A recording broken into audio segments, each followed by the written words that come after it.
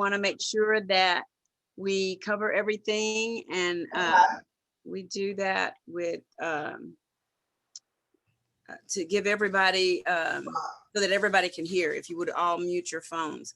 Hi, I'm Jackie Govan, Director for the Head Start State Collaboration Office. I'd like to welcome you all to the Opioid and Substance Use Virtual Summit.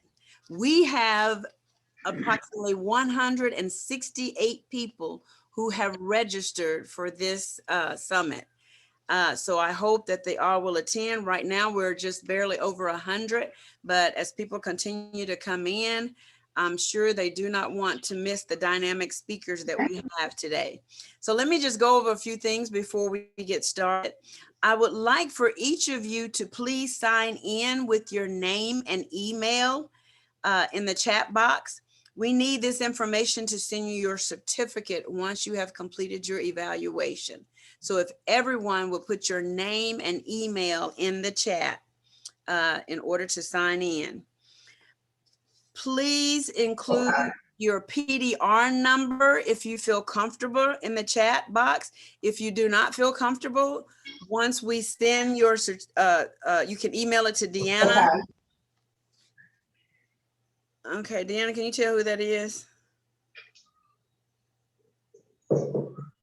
It's Dolores Speed.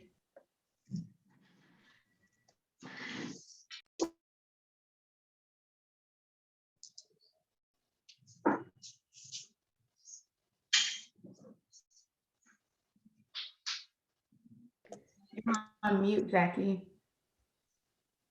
Oh, somebody muted me. Thank you. Okay, so if you wish to do CEUs, then the cost is $10.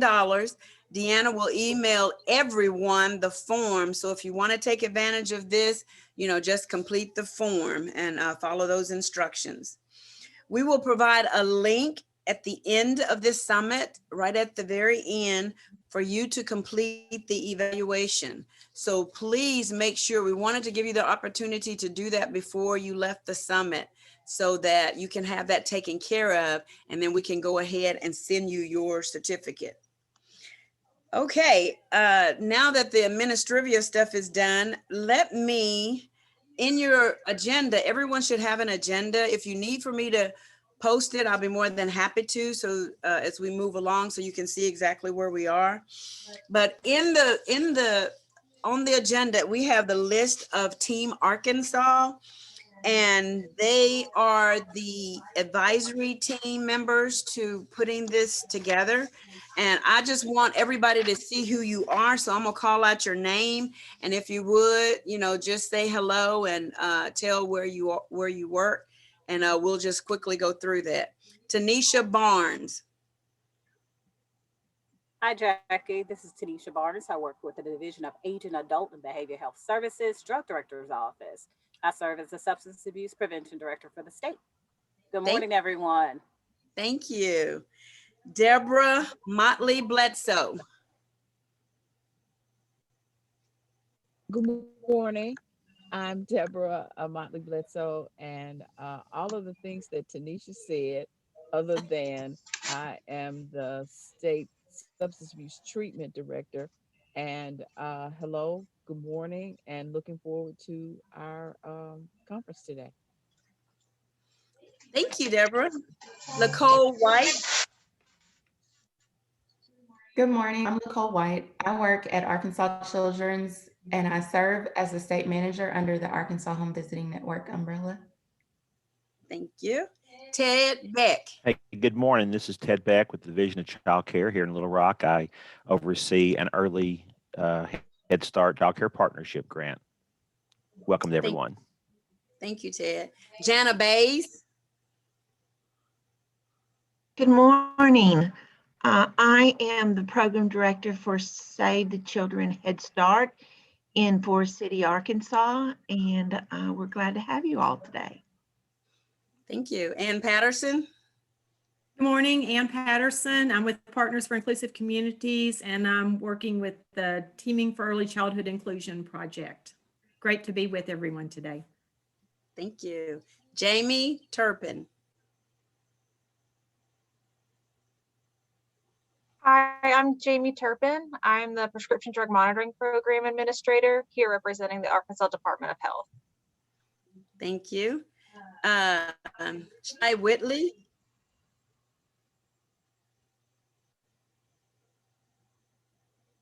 Hello, my name is Shai Whitley. I also work at the Arkansas Department of Health as the public health educator for the Substance Misuse, Injury, and Violence Prevention Branch. Thank you, Shai. April Nichols.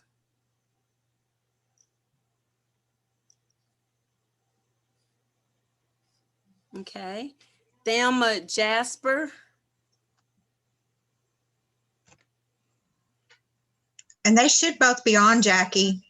Hi, good morning, everyone. I'm Thelma Jasper, and I am the Early Childhood Special Education Coordinator for the Little Rock School District. Thank you, Thelma. Tanya Williams. Good morning. Well, I see in colleagues on this call, Kirk Lane, Tanisha Barnes, and Deborah Bledsoe. You have some real experts around this topic, and along with our colleagues from the Department of Health.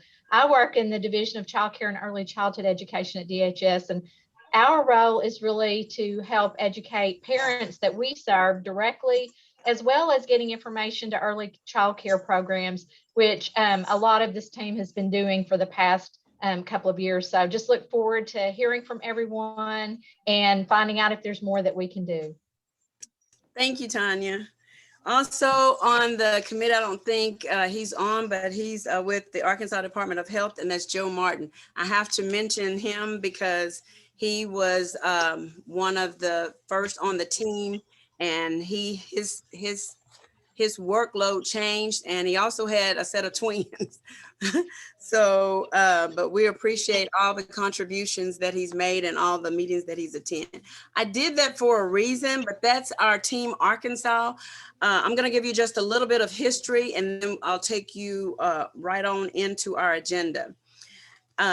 We went in 2019. These are the team members we refer to as Team Arkansas, who went to Dallas to attend a meeting on opioid and substance use. And the purpose of that was for us to listen and then to look at what we needed to do in Arkansas for the early childhood programs and the people that we serve in our state. So with that said, we completed an action plans. We listened all day, and then in the afternoon, we got together as an Arkansas team, and we put together an action plan that actually explains why we are here today. And that is to bring knowledge and awareness of opioid and substance use to early Head Start, and all other early childhood programs. Our outcome is really to look at Head Start and Team Arkansas. They were charged with leading the charge and the change in early childhood education, creating a path forward to support children, to support families and staff at the program as well as the state levels in addressing opioid and substance use in the areas of prevention, education, access to treatment, and multi-generational change. So I want to give special thanks to the Arkansas Academy of Pediatrics, who provided grant funding for this to make this possible today, which paid for a lot of the resources. The package you receive, our copying and our mailing as well, since we had to do this virtual. So if you please pull out your packet, I'll just briefly go through what's in the packet.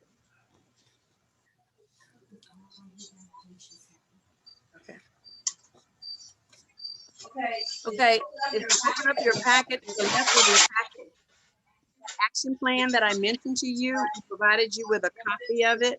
And then of course, we also have the representative, a list of regional managers across the state. We have the SAMHSA toolkit that you will find very beneficial. Deanna is checking the double voice. Okay.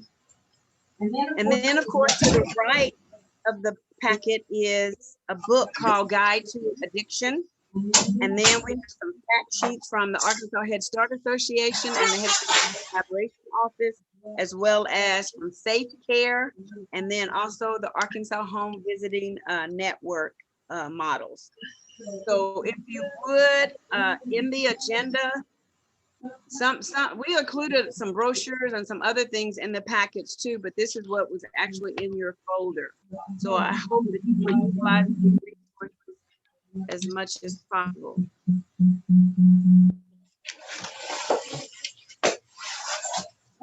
Okay, before we move on to the agenda, again, I'm gonna welcome you again for those of you who have just come on and remind you that we need you to sign into the chat box with your name and email address and your PDR number if you feel comfortable. If you don't feel like putting your PDR number in there, please email it to Deanna so that we can make sure that you get credit for it. Okay, I want to set the stage for what we're going to be doing today. A lot of times when people go through recovery, the path to recovery is never easy. It's important to always keep yourself motivated and remind yourself why you are on this journey. Inspirational quotes, thoughts can help people to stay on track. So I wanted, before Tanisha comes forth, I want to share a couple of quotes with you. The first one is from Steve Marabelli, and he says, life doesn't get easier or more forgiving. We get stronger and more resilient. And then, of course, the second one is, our greatest glory is not in never failing, but in rising up every time we fail. Ladies and gentlemen, enjoy the summit. You have any questions, please put them in the chat box. And we hope that you will enjoy, we know you will enjoy all of our speakers. And I want to take this time to welcome our speakers. Kurt Lane, Tanya Williams, and Jamie Turpin. Welcome, everybody. Well, good morning, everyone. This is Denise Barnes. I hope everyone had a great morning, had your cup of coffee, and we're ready to start this great conference, the Opioid and Substance Use Virtual Summit.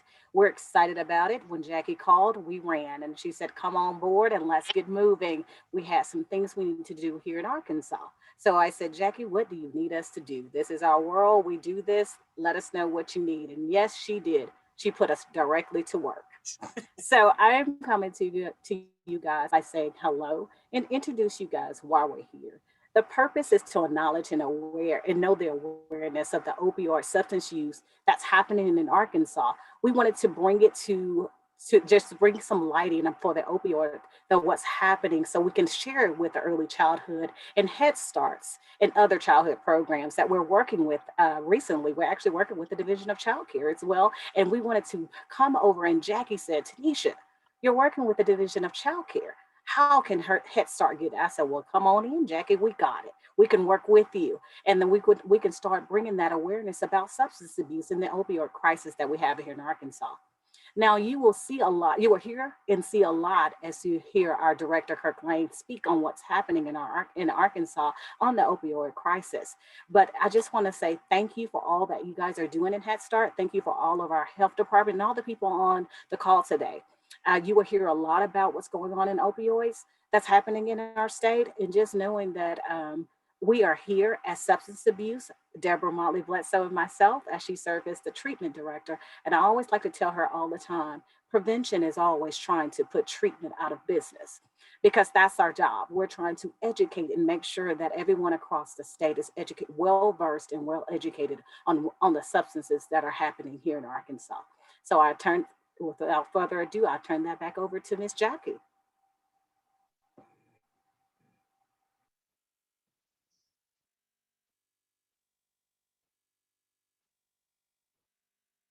Okay, before Ann comes forward, I have one more quote that I want to share with you. Thank you, Tanisha. That was wonderful in sharing the purpose and the information for what you guys do. We appreciate you so much. Though no one can go back and make a brand new start, anyone can start from now and make a brand new ending. Isn't that awesome? Okay, Ann, you're up. Okay, great. Thanks, everyone. Welcome again. The session that we're getting ready to start will focus on what's happening in Arkansas and how our state partners are working together across systems to address the prevention of opioid and substance use, as well as treatment options that are available throughout the state. We're very fortunate this morning to have 3 panelists with us. Jackie introduced them. Tanya Williams is the director of the Division of Child Care and Early Childhood Education at the Department of Human Services. Jamie Turpin is the administrator of the Prescription Drug Monitoring Program at the Arkansas Department of Health. And Kurt Lane is the state drug director with the Arkansas Division of Adult Aging and Behavioral Health Service. And so Tanya, I'm going to turn it over to you for the first part of our panel presentation. If you're ready to go. Yeah, I'm going to be brief because I think Kirk and Jamie probably have a lot of really good information to share that really is sort of, in my mind, what this is really about. I just want to talk a little bit about what we can do and what we could do before I think the opioid crisis even happened around substance use. So childcare in Arkansas for us is there's a big federal childcare block grant to pay for childcare assistance. It is for working families and families who are maybe in school or training. We historically have counted substance use folks that are in recovery as a training portion or work, because those who are recovering know it is a lot of work. So if they're in a treatment program, that counts. So if they need childcare when they're in that treatment program, we have historically worked with some programs, and I just want folks to know that. I don't know that that's widely known. And I think that's really important for folks to be aware of. If the individual who's in recovery needs childcare, we can pay for that. If there's a childcare program directly involved with that, sometimes they're partnering, but we have done that with several programs across the state. And I think that's a big message I just want everybody to understand, because for a mom or a dad who has a young child, that is a huge part of making sure their child is safe, so that they can focus on recovery and then focus on getting a job and all the things that are important to their recovery process. So I think that's the biggest takeaway. I think the second thing I want to talk about is something that is potentially getting ready to happen that's exciting with new funding. So we are waiting for an official letter of award for a significant amount of money out of the new COVID relief package called the American Rescue Act Plan, or Plan Act. And for Arkansas, it's in the neighborhood of possibly $500 million. And one thing that I think would be really helpful around this idea of child care and recovery is really focusing intentionally on that and helping set some of that up. Working across with Kirk and his team, Tanisha and Deborah, but to really work in communities to build that capacity out a little bit, because it's pretty spotty in the state with regard to how children are involved in it. So we're definitely looking at that as a part of our proposal. So I'm really excited about that. And I hope to work with some of you as we move that forward, if we get official notice and are able to push that forward. But it really is trying to be more focused and intentional around the parents who have young children and how we can support them with the child care funds as they're going through their treatment and recovery a little bit differently than we even do today. So I'm going to pass it to my colleagues because I know they have some really important information to share, and happy to take any questions and look forward to working with all of you. Thanks, Tanya. We appreciate your words and all that you're doing in that area. And I know Arkansas is very fortunate to, we know each other, and it's easy for us to work together and those kinds of things. So anyway, thank you for your words. Jay Turpin, I think Jamie has a PowerPoint. That's correct. I'm about to share my screen. So okay, great. A minute to get to that.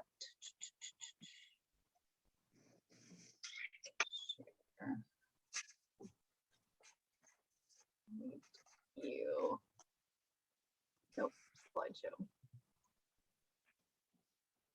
Okay. Are y'all able to see my slides? We are. Thank you. Awesome. Well, that was way easier than I thought that was going to be. Well, good morning, everyone. like I was mentioned, my name is Jamie Turpin. I am the Prescription Drug Monitoring Program Administrator here at the Arkansas Department of Health. Today, I'm going to talk about just some statistics that we have on the data that we receive at the Department of Health from prescription data that we get here at the PDMP, Prescription Drug Monitoring Program, the program that I run. Some overdose data that we get. This will specifically be fatal overdose data, as well as EMS naloxone administration data, just to kind of show you where we are as a state. There's some heat maps in there, so if some of y'all want to look at some county data, you'll be able to see some county rates and compare that to others in the state. And then after I give you a little bit of the statistics that I have, I'm going to go over kind of what we do here at the Department of Health for prevention and substance misuse. So going right into some Arkansas statistics, the slide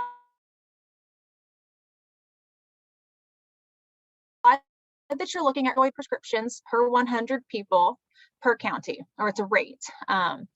This is specific to the address of the patient. When we look at prescription data, you can look at the patient, the provider, and the pharmacy by location. But specifically for us, we are more interested in where the patients live and where the doctor is that they prescribed the prescription or the pharmacy that dispensed the prescription. Looking at this overall as a state, we have a rate of 86.3 opioid prescriptions per 100 people. That is down. That is actually down from our 2019 data of rate of 93.2 prescriptions per 100 people. This map right here is actually specific to only Arkansas prescribers. We didn't have any out-of-state prescribers. That would be like a physician, physician assistant, dentist, etc. We excluded buprenorphine.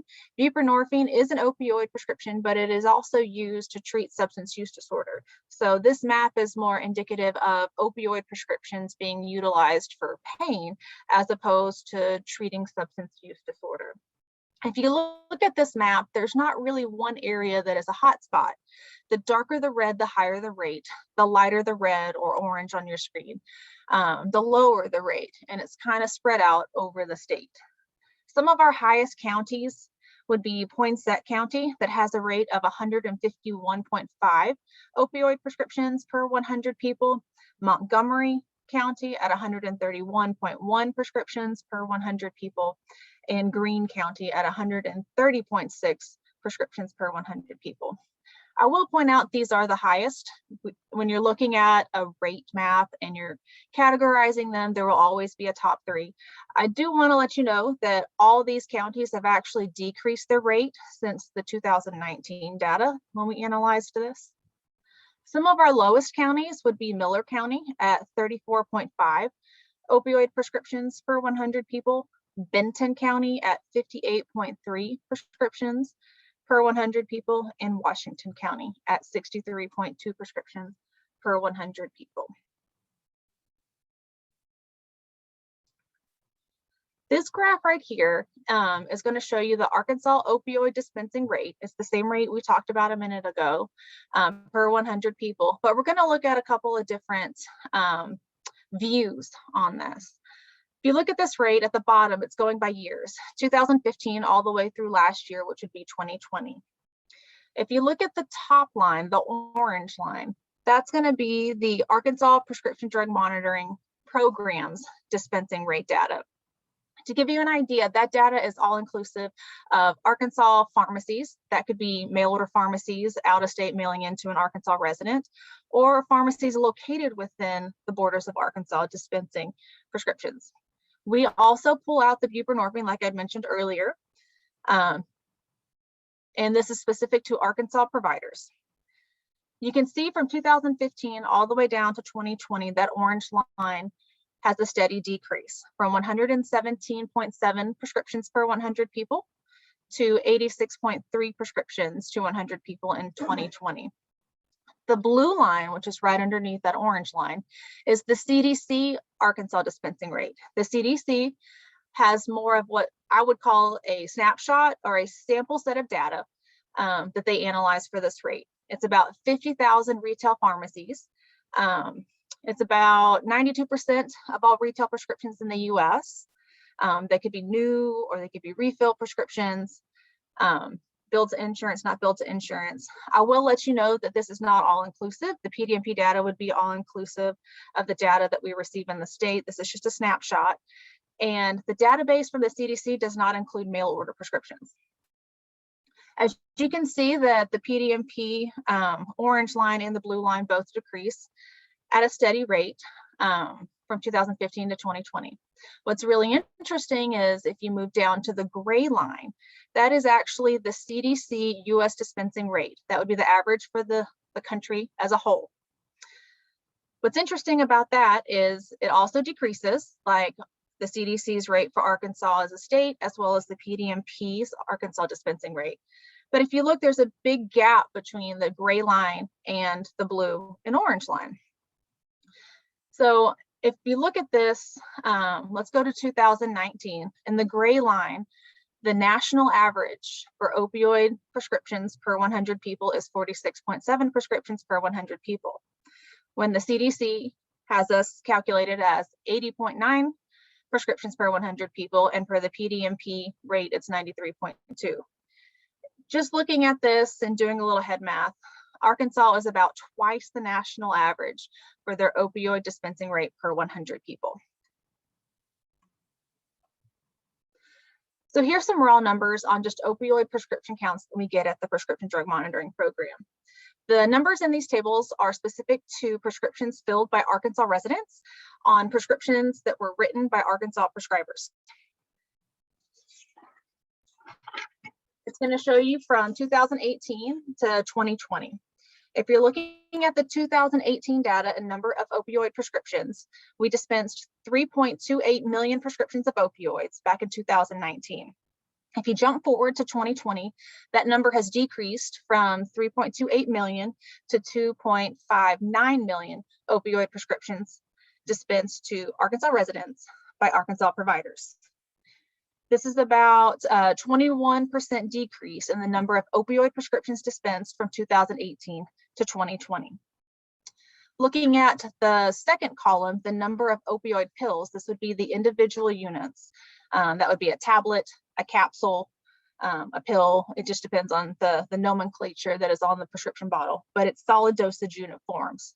From 2018 in Arkansas, there were 186 million opioid pills filled by Arkansas residents, written by Arkansas providers. If you jump forward to 2020, this is decreased to 141 million opioid pills dispensed to Arkansas residents by Arkansas providers.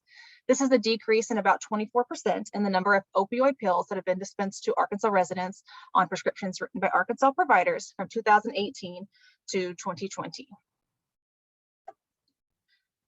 So now I'm going to break down the opioid prescriptions to a specific ingredient. Our top 5 opioid prescriptions that we've had are hydrocodone as our number 1, tramadol, oxycodone, codeine, and then morphine. These numbers are also from 2018 and then 2020, specific to opioid prescriptions filled by Arkansas residents on prescriptions that were written by Arkansas providers. You can look at 2018 for hydrocodone, that's our number 1 opioid prescription dispensed. It went from 1.369 million prescriptions in 2018 down to a little over 1 million prescriptions in 2020. This is a decrease of 21% from 2018 to 2020 in the number of hydrocodone prescriptions dispensed to Arkansas residents by Arkansas prescribers. I would say that all 5 have actually decreased from 2018 to 2020, the specific ingredients. One to be noted is oxycodone.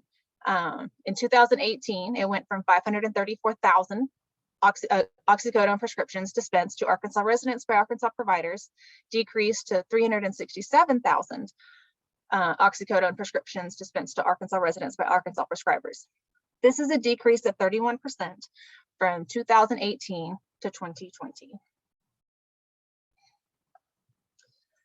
Another metric that we monitor or follow at the Prescription Drug Monitoring Program, all this data you've seen so far is from the Prescription Drug Monitoring Program, is multiple provider and multiple dispenser counts.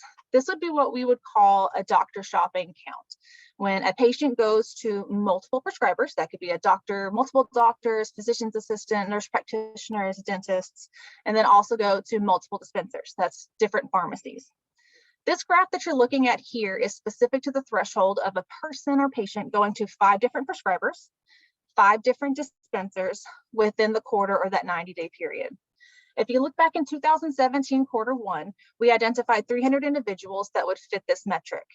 From the first quarter of 2017, there has been a steady increase all the way to the core of 2020, where we only identified 41 individuals that met the 5 prescribers, 5 dispensers within that quarter or 90-day period.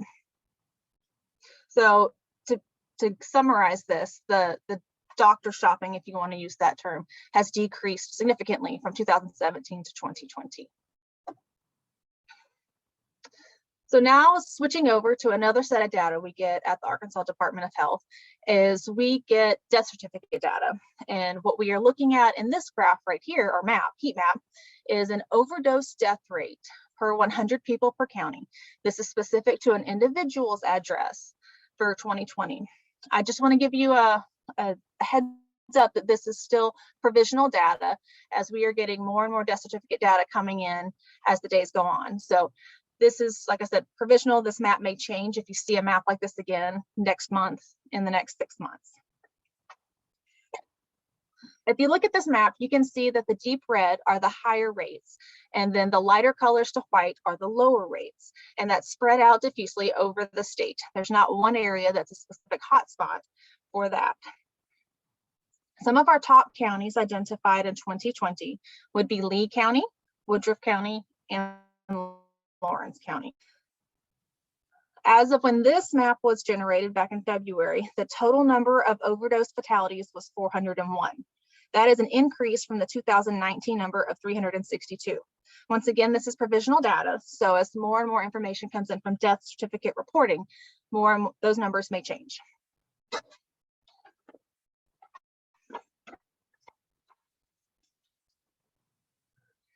So the heat map that we're looking at here is from our EMS data that we get at the Arkansas Department of Health as well. It is the naloxone administration rates per 100 people per county in Arkansas for the year 2020. I want to note that just because a naloxone is administered does not always mean that person is having an overdose. So just to give you a heads up, that doesn't indicate overdoses itself, just when a naloxone is administered by EMS. Looking at this map as well, you can see that there's a couple of hot spots or counties where the rates are higher. That is in the deeper red. And then the lower rates would be the lighter colors down to white. Some of our top counties for 2020 for EMS naloxone administrations would be Woodruff County, St. Francis County, and Monroe County. Excuse me. All of those rates have actually increased from their 2019 county rate data. So now that you've seen where we are as a state and some of the data we get at the Department of Health specific to opioids, overdose, and naloxone administrations, let's talk a little bit about the programs we have at the Department of Health geared towards substance misuse. At the Department of Health, we have what's called a substance misuse and injury prevention branch. Within that branch, we have 3 sections. The first section is our injury and violence prevention section. Within that section, there's housed our suicide prevention and suicide prevention lifeline program, Arkansas violent death reporting system, our violence prevention, motor vehicle crash prevention, and accidental poisoning. Another section is our substance misuse and education prevention section. Jackie mentioned Joe Martin. This would be his section that he runs. In that section, there are some programs geared towards substance misuse. The Dose of Reality campaign. I'll get a little bit more into that one in a minute, as well as the Narcan training for first responders program. We'll get into that in a second, as well as academic detailing. And then the third section within this branch would be my program, the prescription drug monitoring program. So let's talk a little bit about programs within this branch specific to opioids and substance misuse. In our injury and violence prevention section, there was the Arkansas Violent Death Reporting System. Part of this system is the State Unintentional Overdose Death Reporting System, or we call it SUDERS. This is actually funded by one of our grants. It's a CDC Overdose Data to Action grant. We have many programs that are funded off of this grant, as you will see. This reporting system or program, SUDERS, increases the timeliness and comprehensiveness of reporting fatal drug overdoses by capturing information from death certificates, coroner and medical examiner reports, and toxicology reports. This surveillance system links information about who, when, where, and how from data on the overdose deaths. It provides insight about maybe why they occurred. This is all reported to the CDC SUDERS program. Findings from this will be shared with key stakeholders in order to inform them of prevention and response efforts in opioid and non-opioid involved overdoses. Data can be used for monitoring the trends in specific drugs used over time, as well as geographic hotspots for overdose deaths. And we have been doing this since 2000. It's relatively new. I'm going to say it's 2019. I might have to double check on that one. But this is one of the programs that we use to get data on and track overdose deaths in the state of Arkansas, provide that to the CDC, and the CDC sends us back a report on the data that we have since when it has been finalized, in order for us to gear other programs towards and education. Another program we have, I mentioned earlier, was the Dose of Reality campaign. This is the preventative educational program. It's geared towards 12 to 25-year-olds, but it can be for any ages, really. This program is funded by a DOJ grant, and we partner with the Home Health Initiatives to implement educational sessions for this age group or any other age group that really, any other adult age group that would want this kind of education. On staff here at ADH, we have an RN that presents to conferences, schools, community centers, hospitals, clinics, associations, and churches. We've had a media campaign to promote this educational sessions. And then there's also a Dose of Reality website that you can go to for information on substance misuse. Some of the presentation topics are what are opioids, and just gives descriptions. What is prescription misuse, signs of addiction, what is poison control, how to contact them, when to contact them, the Arkansas Good Samaritan law, storage of prescription drugs in the home, and disposal of prescription drugs. Another program we have at the Department of Health is Narcan training. This is funded by a SAMHSA grant that we got back in September of 2018. It's an educational presentation on the usage of Narcan or naloxone nasal spray, specifically for first responders, homeless shelters, and crisis centers. Some of the topics in the presentation include what an opioid overdose is, how to identify an opioid overdose, what Narcan is, when and how to use Narcan nasal spray. Once this training has been completed, the trainee will receive at no charge a unit of Narcan nasal spray. Originally, this was an in-person training, but due to COVID-19, we have had to shift this to more of a virtual training. Excuse me. Since September of 2019, there have been over 40 trainings and over 400 doses of Narcans distributed. Academic detailing. Academic detailing is a program that's funded by that CDC Overdose Data to Action grant I mentioned earlier. We actually sub-grant funds to a team of healthcare professionals at UAMS to provide this service. It is a one-on-one educational session for healthcare providers. It is a peer-to-peer session. So a trained pharmacist or physician will be talking to pharmacists, physicians, nurse practitioners, physician's assistants within a healthcare clinic on specific topics. These training sessions typically last about 15 to 20 minutes. And currently the group at UAMS is going over current guidelines and national standards specific to opioid prescribing and tapering, pain management, alternative treatments for chronic pain, and the co-prescribing of naloxone. Originally, these were in-person trainings at clinics, but once again, due to COVID, this has been shifted to more of a virtual venue. And the last program that I have to talk about today is the program that I work at. It's the Prescription Drug Monitoring Program. This is a mandated program by Act 304 of 2011. We are also a grant-funded program. Currently, we get funding from that CDC Overdose Data to Action grant, and we also have a DOJ Harold Rogers PDMP grant that funds the program. The Prescription Drug Monitoring Program is a program that keeps the records of all the pharmacy transactions of controlled substances. That would be like a retail prescription that you would go and pick up. Schedules 2 through 5 controlled substances are what is required to be reported. That's some examples are opioids like the hydrocodone, tramadol, and oxycodone we talked about earlier, benzodiazepines like Valium or Ativan, stimulants like Adderall and Ritalin.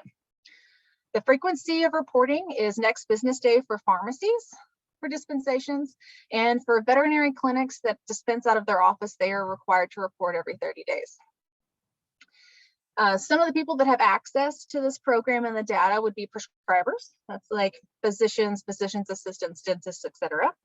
Pharmacists, prescribers and pharmacists are able to delegate to that action to people within their clinic or pharmacy.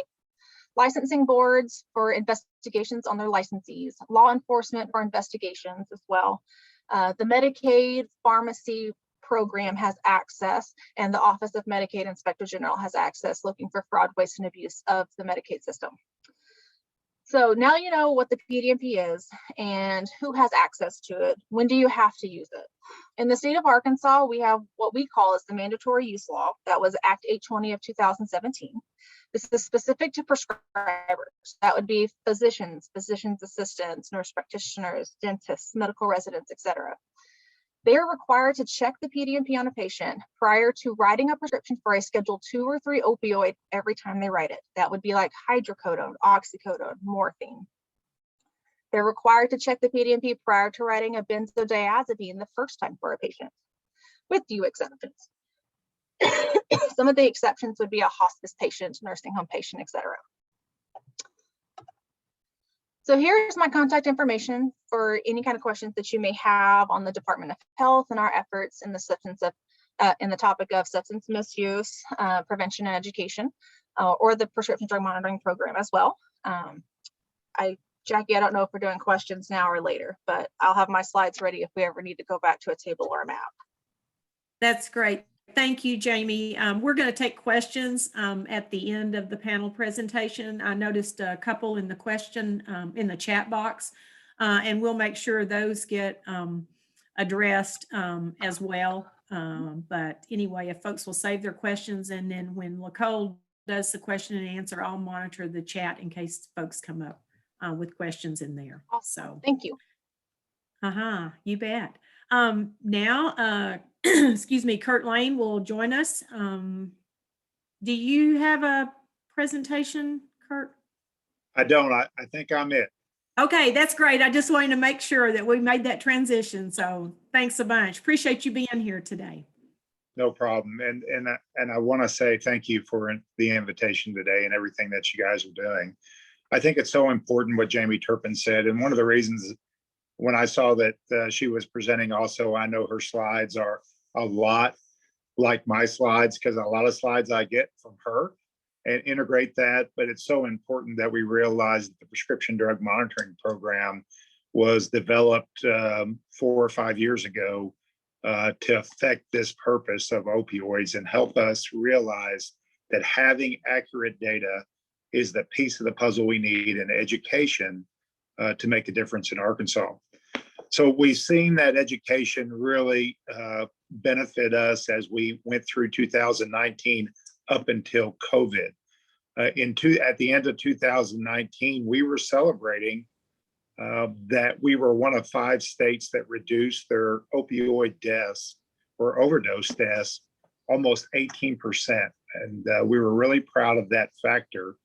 And we started to realize it just as COVID came in. All the different programs we have that Jamie talked about, from the Prescription Drug Monitoring Program to our take back programs, to all the different education programs, medication assisted treatment, all the different programs are really starting to generate and move. But COVID changed a lot of that. COVID, as we know, restricted a lot of the abilities for people to go to treatment, people to get in recovery, people to have that substantial support. Anxiety developed from either economic or social anxiety developed, which we know is a contributing factor to substance use, and people turn to substances. We saw that across the board. You know, Arkansas relaxed their policy on alcohol delivery, medical marijuana, all flourished under COVID because people were turning to substances to make a difference. On the other down end of it, we noticed that law enforcement was reducing their ability to enforce narcotics laws and other laws because of the contact and trying to protect their officers and their forces to better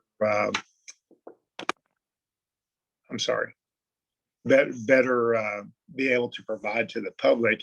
And also the court shut down because of that interaction in a lot of the jurisdictions that we had. So we saw a big decline in that. And what we also realized is that the drug cartels, whether it be south of the border or in China, didn't slow down because they know that people needed those substances. So unfortunately, and fortunately, we learned the pluses and minuses of COVID and how it was impacting us. And we started to see dramatic changes to different things that we were doing.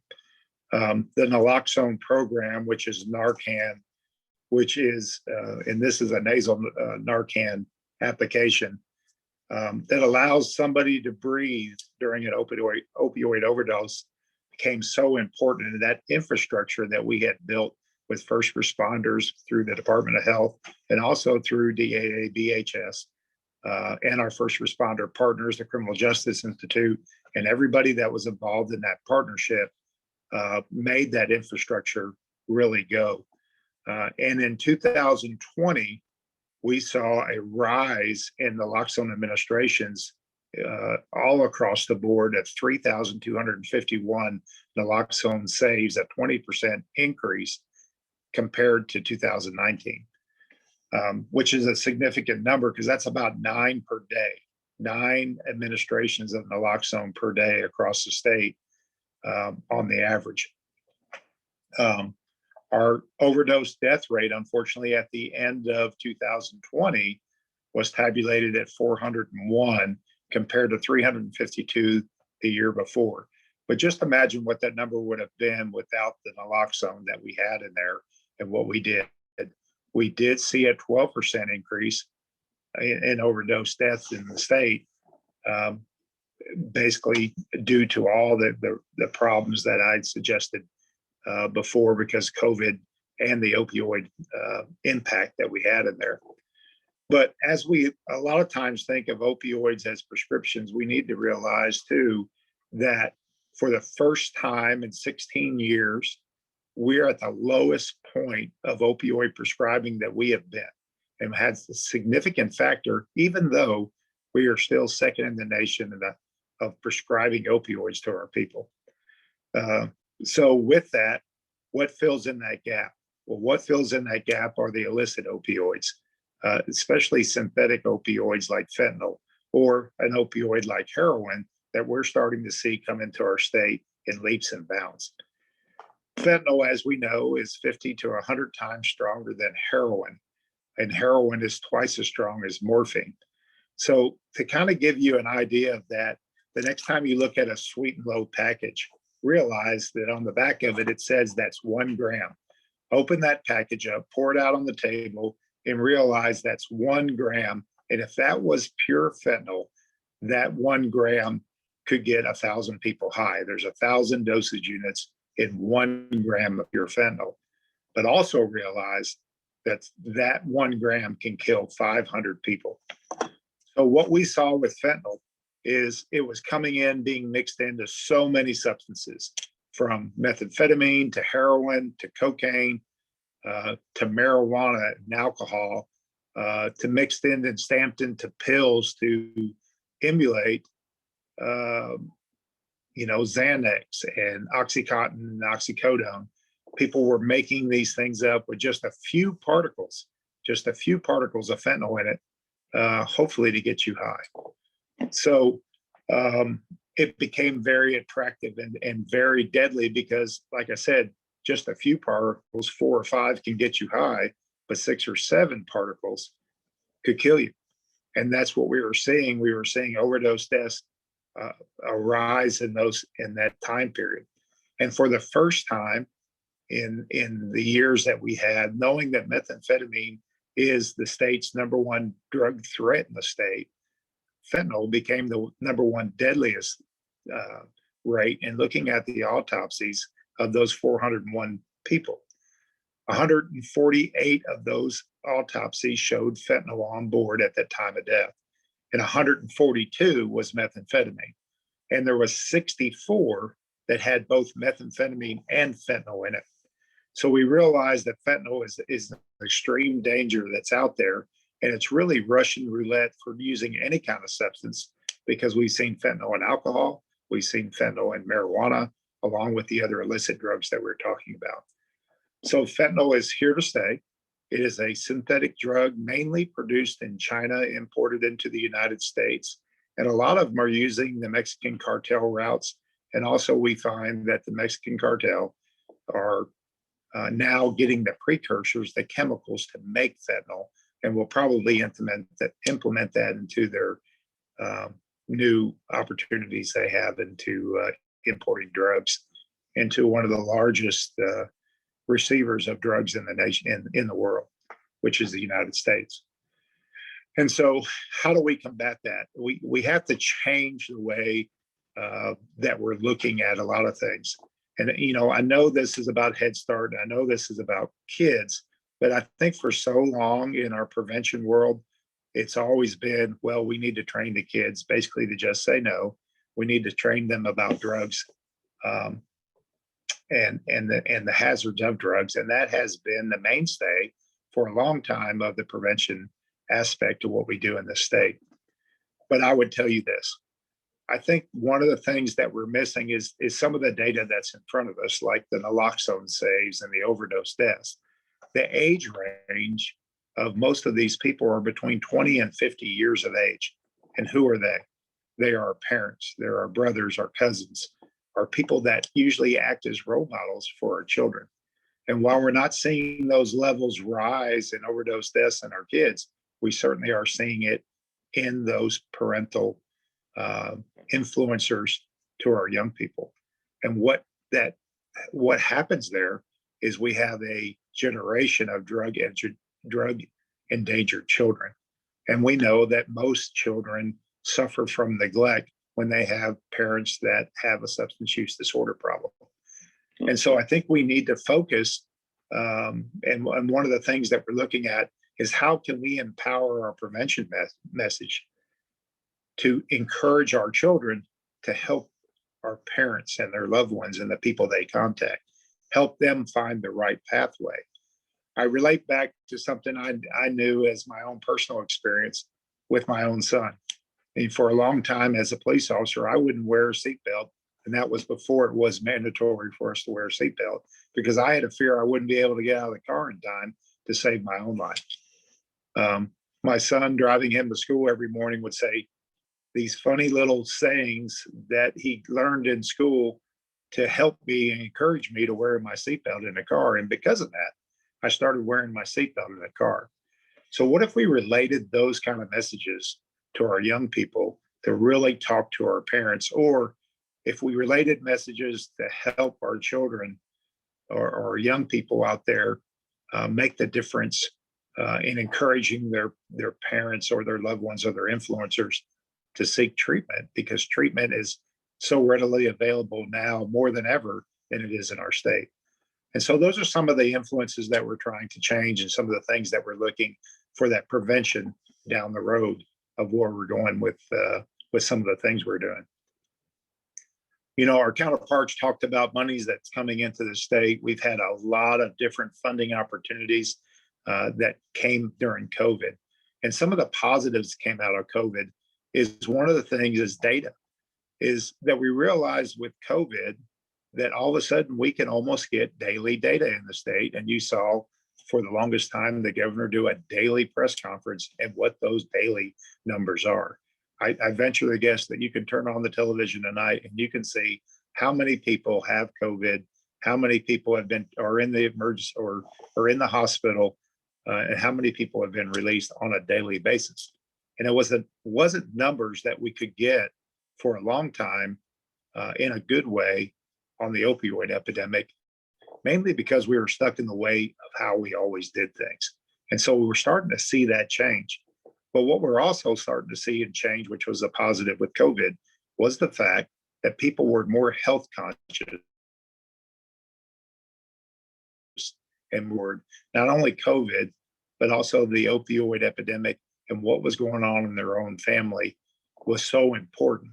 And it was a right time for us to change the messaging, trying to affect that messaging into the homes of Arkansans, of trying to get them to realize that the opioid epidemic still is very much going on in our state, but also all this available data that is available to them. One of the things that we developed at DAA BHS with value partners from AFMC, Department of Health, all the way across the board to State Crime Lab was the Arkansas Opioid Dashboard.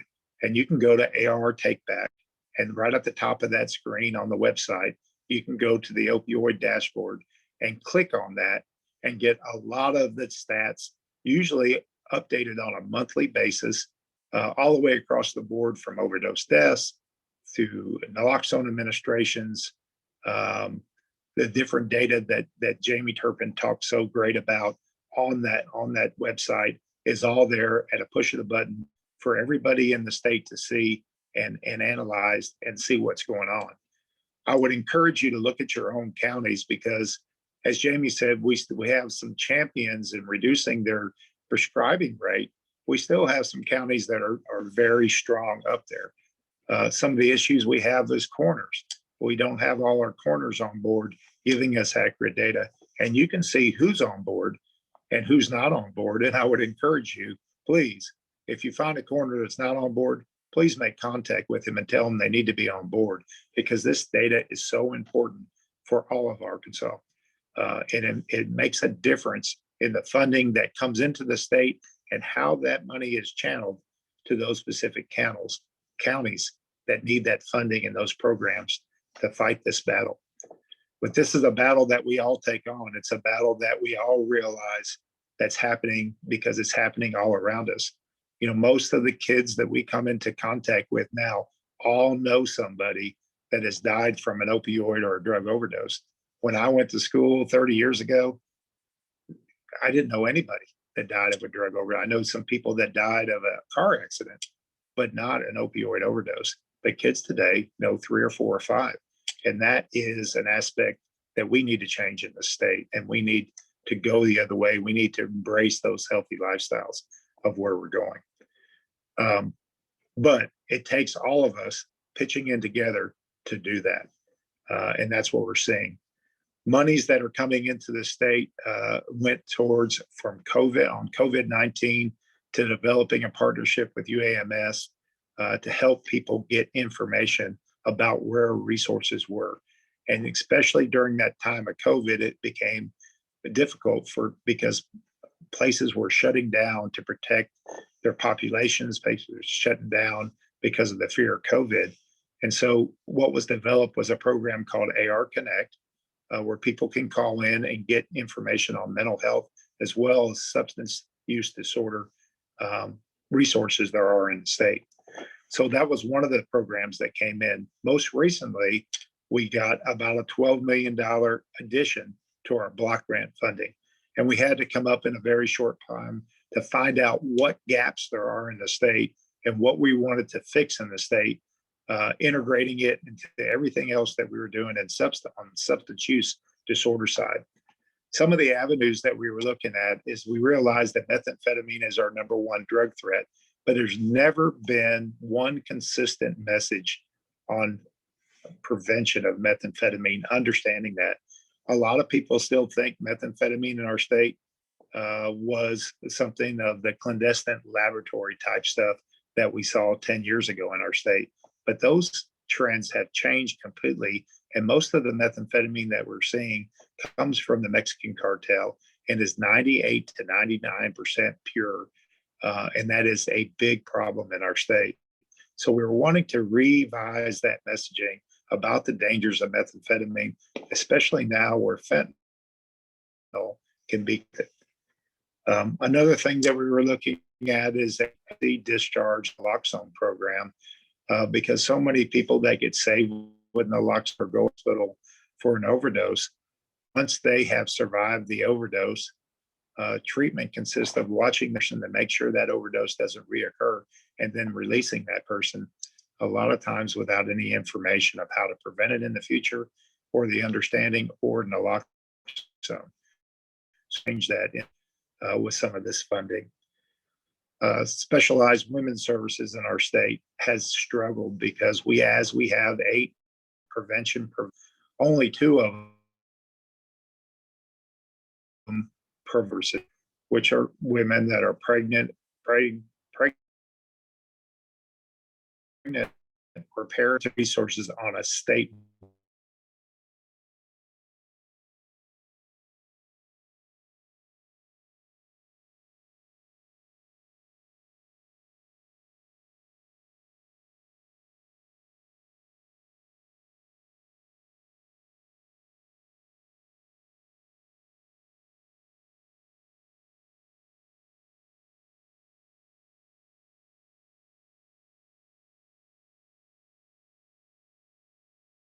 Recovery is a big part of the equation. Our peer support specialists in the last 2 or 3 years, and we really become a national model on our training and our abilities of what we're able to do with our peers, who are people that have lived experience. We're integrating them in emergency rooms, now in police departments to respond to overdose situations, in different centers that's for people to find them. We have a peer program, which is a weekly program that Channel 4 helps us host on social media. Peer programs in our jail facilities to help people find that pathway.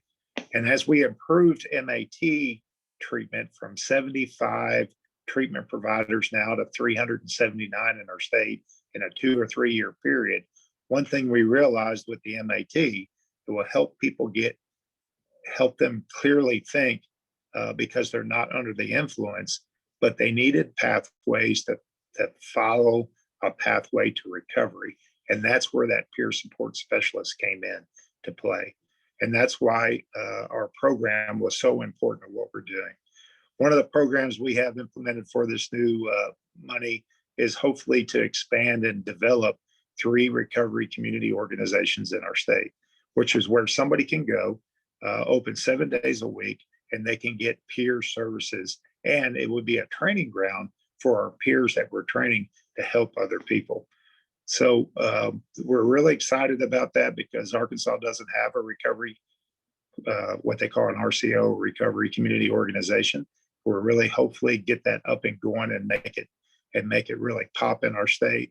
And we're happy to get that money to really do that. So we're excited about this funding, and we know it's one-time funding, but I think it's really lay a footprint for where we're going in the future. So with that, that's my program for today, and I'll be glad to take any questions.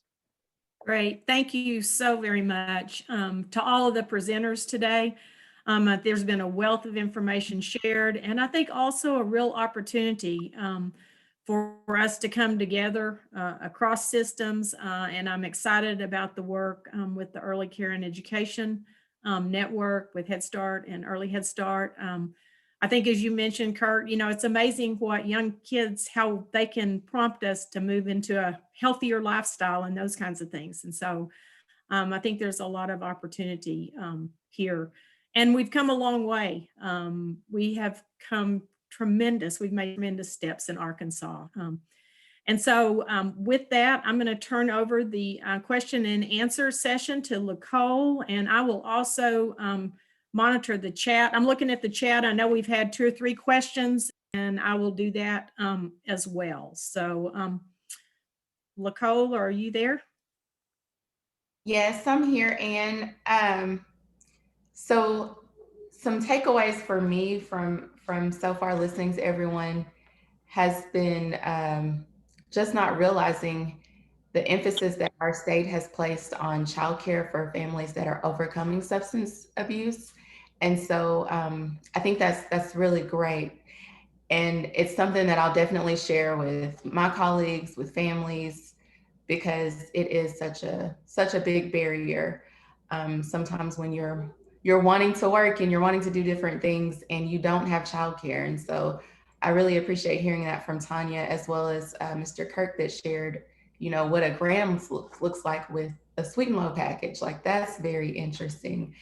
So I'm just gonna go ahead to the chat, because it looks like there are some questions that have come in, and the speakers can feel free to answer. One of the questions was, how do we access the program of childcare for those who are going into rehab? I'm an SA therapist, and many times that's a reason why some parents won't go to rehab.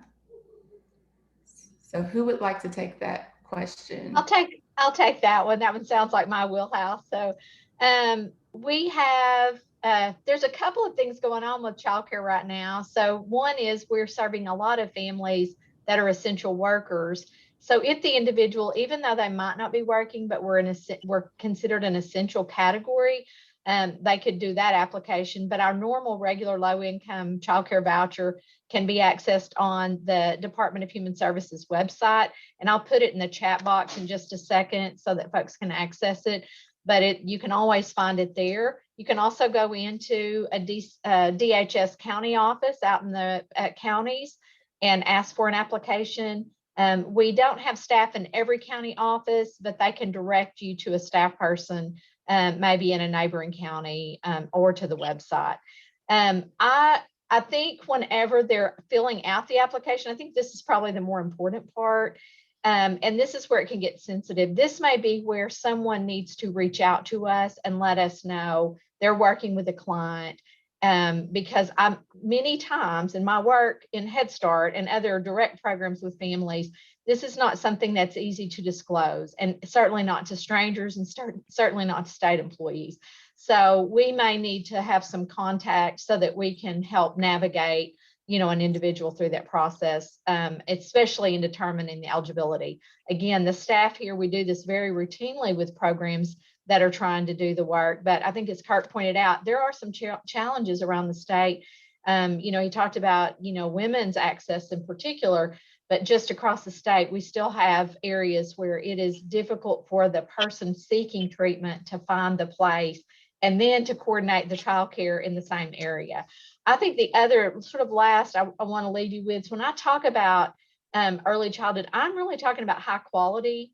These families need high quality early care and education. And I would really point to Head Start and Early Head Start if it's available in a community, because of the coordination of casework that occurs, and to support that family in their recovery. But certainly we have high quality early care and education programs through the Department of Ed with Arkansas Better Chance, and through our division. And you can see those on our Better Beginnings website and search engine. But I really just want to emphasize that we don't want to put a child in a place that a parent doesn't feel safe when they're trying to do recovery, or they don't feel comfortable with that. It really needs to look like a really high quality program that can also help support that family, and that the family feels very comfortable when they leave that child or know that child. And that's why when I talked about this new funding, really that coordination with the program, maybe even on site, because that really works for someone in recovery. If we can work with that parent, not just on their recovery, but also on parenting, because that's a lot to navigate. So those are just a couple of ideas, but I'll put in the chat box. And I know there were some other questions probably for Kirk and Jamie. Thanks, Tanya. Yeah, there was another question that showed up asking is the VA mandated to report to PDMP in Arkansas? I'll take that one. No, they're not mandated, because the mandate is an Arkansas state law and they are a federal institution. However, the local VAs do report their dispensations, like the Little Rock, North Little Rock, and the one up in Northwest Little Rock. do report, or Northwest Arkansas. It's just not mandated by law. They may have an internal policy that they have to do it, but as a state law, we don't mandate that. Okay, thank you, Jamie. What percentage of prescriptions are accounted for through the PDMP? Are all prescribers and pharmacies using the portal? So percentage of prescriptions, any controlled drug dispensation, so a prescription at a retail pharmacy, or if it's dispensed from a doctor's office to a patient to take home, or a vet clinic to take home for an animal patient, they all should be sent to the Arkansas Department of Health reported.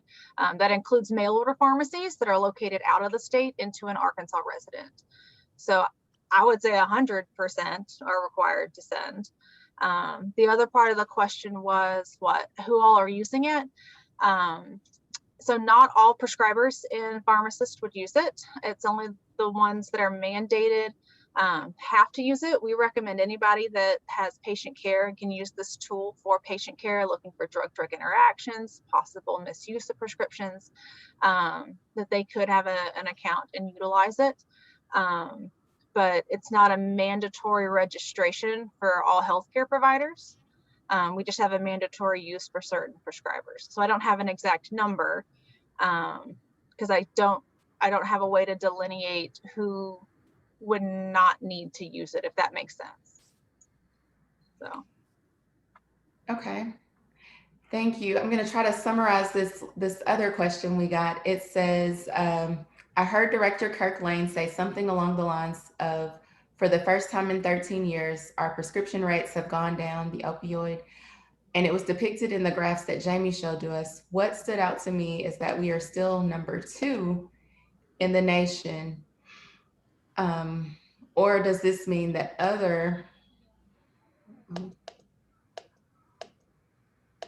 someone put in a chat and I can't see the rest of it now. Let's see. Okay. Okay, does other states are just doing that much better than us in Arkansas? I'm asking because I was impressed with the decrease in prescribing rates for our state when we were comparing 2018 data to 2020 data. Any decrease is good. So Mr. Kirk, any comments on that? Yeah, I'll take that on. I think the big thing is with the PDMP, we realized that trend has been going down slowly. That's exactly what we wanted to do. To take a real sharp trend and just cut off prescribing would have endangered so many people because there's so many people that are dependent upon that drug. But we are starting to come down slowly. And the way that happens is with education, educating prescribers, educating patients to say, look, I don't need that much, or do I really need an opioid? Because, I may have had issues with opioids before because of a substance use disorder, but having those conversations, so many of us go to the prescriber or to the doctor and don't ever ask what you're prescribing me. We're changing that mindset and changing people's mindset of whether on the prescriber part or on the patient part takes time and it takes effort and it takes buy-in. And we're starting to see that. Other states are doing the same thing, but we're behind the other states. We've always been behind the other states. And a lot of things that we are doing now, we learned the good and bad from those other states. And so we're learning the best of the best. And when Arkansas puts its foot down to do something, they do it. And it's starting to come down the way we hoped and expected it to come down. I hope to drop out of to be not number 2 anymore. I'd like to be 3, 4, 5, or 6 as we go forward. But we're on that trend to do just that. We're getting very close. Thank you. Yes, thank you. Another question that we had come in was, what is the average age of folks being prescribed opioids? And are sutrophetamine purchases tracked through the prescription drug monitoring program? So I haven't done any kind of analysis on average age of the patients being prescribed opioids. That would be kind of tricky because opioids can be prescribed for post-op pain. There's some cough syrups that have an opioid in a chronic pain. So we wouldn't be able to delineate out what it was being used for, too, which I think would be important in that kind of an analysis. Something to think about for the future. Pseudoephedrine purchases. So if a pseudoephedrine product is written as a prescription to be dispensed at a pharmacy as a prescription, that would come into the PDMP because it fits within our Schedule 2 to 5. However, you can buy pseudoephedrine over the counter with your driver's license, and that is actually tracked through a different registry. Meth check is what I always called it when I worked in pharmacy. Each state has their own one that they run, and we just don't run that here at the PDMP because it's not technically a prescription, it's an over-the-counter purchase, but it's a different portal that tracks that. All right, thank you, Jamie. So a couple of more questions. How do folks get the naloxone training? So let me take that on. So a couple ways. In some of our funding opportunities, we specific target areas, target counties in there. In the last year, we've gotten a couple different grants under the State Opioid Response 2 grant, and also what they call FR CARA, which is aiming at about 23 rural counties in the Delta. But today, if you wanted to learn about Narcan, the easiest thing to do is to download an app that is specific to Arkansas that we developed called Narkansas. And you can go to your phone, download the app. It will explain to you what Narcan is. It kind of has different buttons you can push on to learn about what an opioid overdose is, what treatment is, what recovery is all about, connections to the take back that's coming up. But most importantly is there's a rescue now button on that deal. And you can go and buy Narcan from your pharmacy because there's a standing order. And also we passed in legislature a Good Samaritan Act that keeps you void of any civil liability for trying to save somebody's life. But you can go and purchase Narcan from the pharmacy because there's a standing order for it. And if you experience or somebody in your home is having an overdose or somebody around you is having an overdose, you can hit the Rescue Now button. It will walk you through the steps. And most importantly, it will talk you through the steps because now it also talks in English and Spanish. You can't ask it questions, but it will go through the instructions for you. And you can follow those steps and save somebody's life with that app on your phone. Okay, thank you. On one of the slides from Jamie, it showed prescriptions in one column and opioids in the next, but the opioids numbers were much higher than the prescriptions made. Does this mean people are getting these prescriptions elsewhere?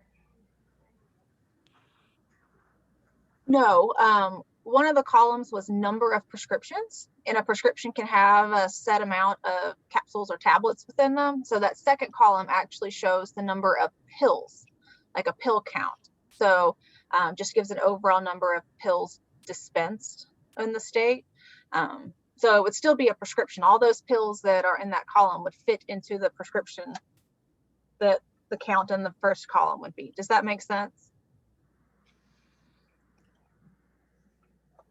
Jackie, does that answer your question? Well, no, I mean, what I wanted to know is what she said makes sense because if you're counting pills, but I was interested to know also if are all of these prescription drugs coming from pharmacies or, you know, or other people getting them just off the street? And do you have any data on that? My data would be specifically from a pharmacy dispensation or in-office dispensation with a valid prescription. It would not be any illicit or street prescriptions. Okay. So Jackie, I might be able to help you on that. It's hard to track data from people that are on the illicit side or using that stuff. One of the reasons we have a drug take back program is we realize that we have a high amount of opioids and prescription, a legitimate prescription that's in our homes. It is encouraging and educates people to monitor, secure, and dispose of their medication safely. Especially with COVID in the last 90 days, we've seen a lot, or I say a lot, or an increase in accidental overdoses of our young people. We had a 2-year-old in Texarkana that got a hold of mom's Percocet that had to be saved with Narcan. We had another young, I think a 4-year-old in Conway that ingested a bunch and became choked on the pills, and a public safety officer did the Heimlich and saved that person. But we're seeing a big influx of pills that weren't secured or monitored or disposed of properly that are making their ways out to the street. So most importantly, that take back program that we have right now is so important in what we're doing. We've collected and destroyed over 200 tons of prescription medications in Arkansas alone since 2010. And we're actually in the top 5 of the nation for what we dispose and collect and dispose. So where we are prescribing, we're at number 5 on doing something good about getting that education effort out there. Right. Thank you. Thank you. And Jamie. Yes, so just a question. How can we partner with your agency to make a difference for families involved in opioid addiction or prevention? So those of you that are attending today, can you just share in the chat how we could partner with you, or feel free to come off of mute and share as well?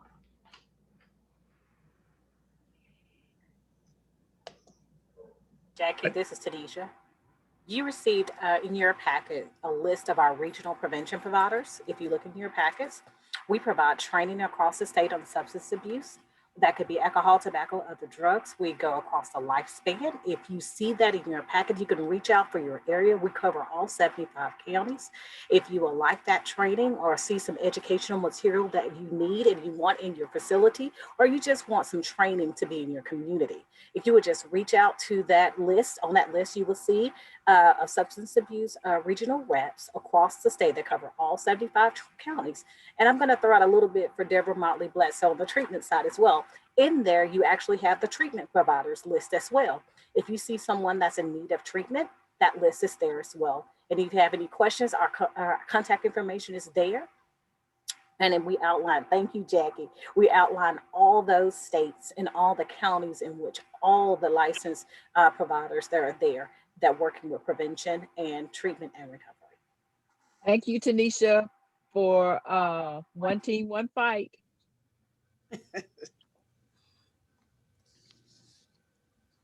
So I'd like to add something on there. I think the biggest hurdle that we realize across the board is stigma.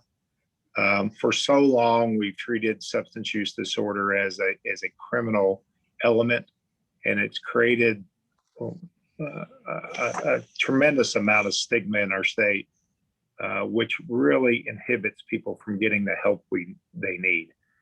We need to realize that substance use disorder is a disease, and some people deal with it differently than others. We need to make available to them that deal, but each and every one of us need to defeat stigma in every way we can and encourage people to get help, because we know that people can recover and lead a healthy, productive life if we just encourage them to do so. So stigma, when we look into any issue, is right there glaring back in our face, and we created it, but because we created it, we can fix it.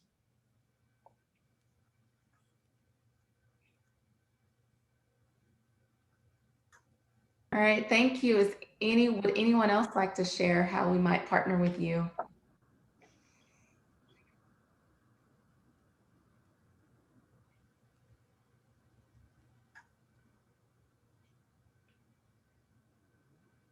Are there any special initiatives that your agencies have coming up around opioid, or anything in general that you would like to share with this group? Sure. So one initiative we have coming up very quickly is on April 24th.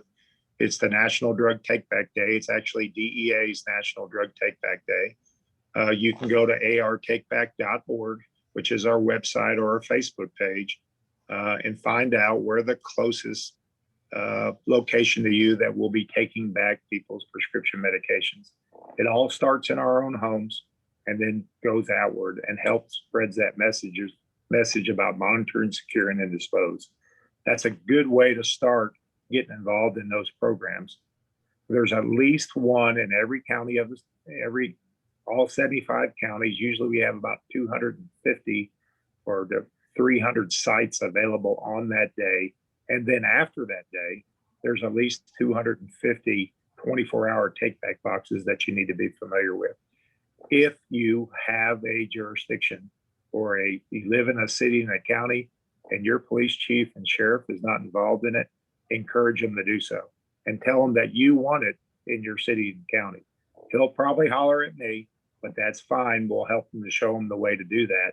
But a lot of police chiefs and sheriffs don't get involved because they're not hearing that input from their community. So be that person to try to encourage them to do the right thing and help others. Jackie, we have one more thing, Ms. Ann and Jackie. We have Save Our Students a kickoff rally at our Capitol steps on April the 19th at 10 o'clock. One thing, we are joining Governor Asa Hutchinson and others on the steps of the state capitol to help end substance abuse. Again, that is April the 19th at 10 o'clock. I will send this to Jackie so she can send this out to you. We are targeting our collegiate side of the house. We're trying to get them to understand the dangers as well. So we will be on the Capitol steps again, April the 19th at 10 o'clock a.m. So you're more than welcome to come. We will have booths set up.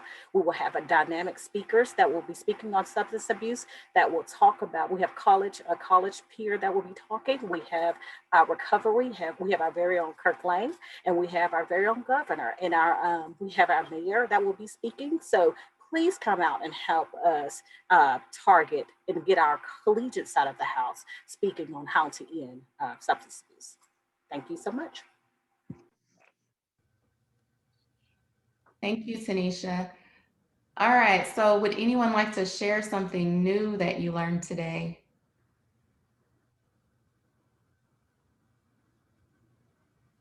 Or something you'd like to know more about in the future, because Team Arkansas is here to stay, right, Jackie? Right, definitely. I thought it was interesting to see the statistics that Jamie shared, and just to see what's going on and where those numbers lie across the state. I can't wait to get a copy of her PowerPoint either, because, you know, that's something that I did not know, you know, how it panned out in all 75 counties. So I appreciate, you know, hearing and seeing that information. This is Ann. I'd like to give a shout out about the whole piece around recovery. It's been a long time in coming to Arkansas, and it has demonstrated need, and I appreciate the leadership at the division in pushing that forward. But anyway, I just wanted to say thanks. Can you, and I may have missed it, those recovery communities, or can someone speak a little bit more about those? Because I think too many times we think, well, they're in recovery, you know, it's fine, but they also need supports, and people need to understand the supports and services that's a lifetime piece. So one of the things we're doing is a structured recovery community organization, finding maybe an existing organization and expanding their resources and the funding that takes to expand those resources. Integrate those peer recovery specialists, people that are substantially in recovery, to be those leaders and be those mentors for other people suffering with a substance use disorder, and lead them that pathway to find that true recovery and that abstinence.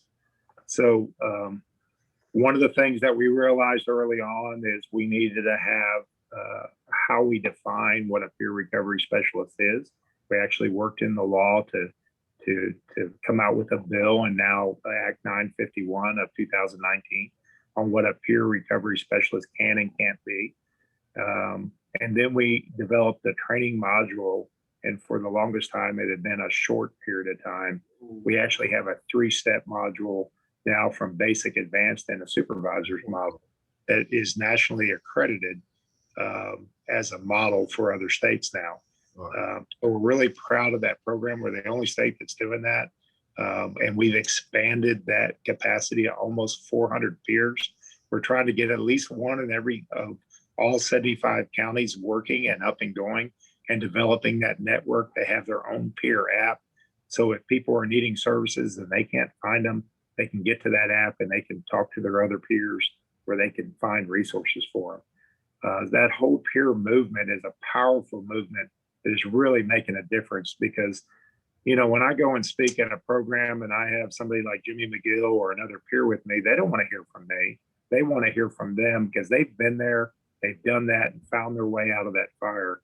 And that message is so important and so resonating because people can identify that whether privately or publicly. A lot of people suffer because of the stigma that's there. So having that resource there is invaluable, and we're finding those partnerships invaluable all the way across the division and all the way across in every walk in our state. Thank you. I would like to thank you for mentioning Jimmy. I think, Kirk, the first time I heard Jimmy talk, he really talked about childhood trauma and adverse childhood experiences, which really links into our world. But I just, you know, I think one of the things is we sort of know this, but really talking about many times these are co-occurring mental health situations, which also has its own stigma attached to it. So it's really making sure that we destigmatize all of this, not just substance use, but just mental health. That we really, you know, we call it, I tell my folks over here, social emotional development, and we all need it. It helps our physical health, helps us all be better, but just to try to destigmatize the whole mental health aspect of it. So just want to put that plug in for mental health because we do see that a lot with the substance use. So, but Jimmy's story is powerful for those of you who haven't heard it. And I do think the peer mentoring, yeah, the more of that we can get in place, the better. I think it helps the people out there who are suffering with this illness. I think also it builds a job placement for those peers that for a long time weren't struggled to find work. And I tell you, the heart of those peers trying to help other people is unlike any other employee that we have. They just have that passion to want to succeed. And Jimmy's a great evidence of that, but all our peers across the board, we have a few that trip up, but they're very few that trip up. But for the most part, they're just knocking it out of the park. I would like to say, you know, it's wonderful to be a trailblazer.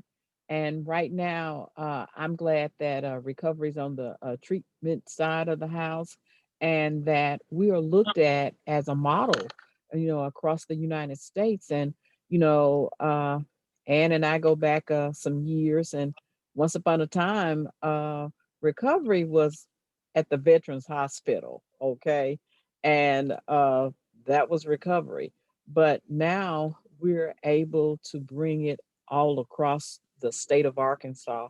The goal of our recovery is to make sure that there's a peer in all 75 counties, and that's a good goal to have.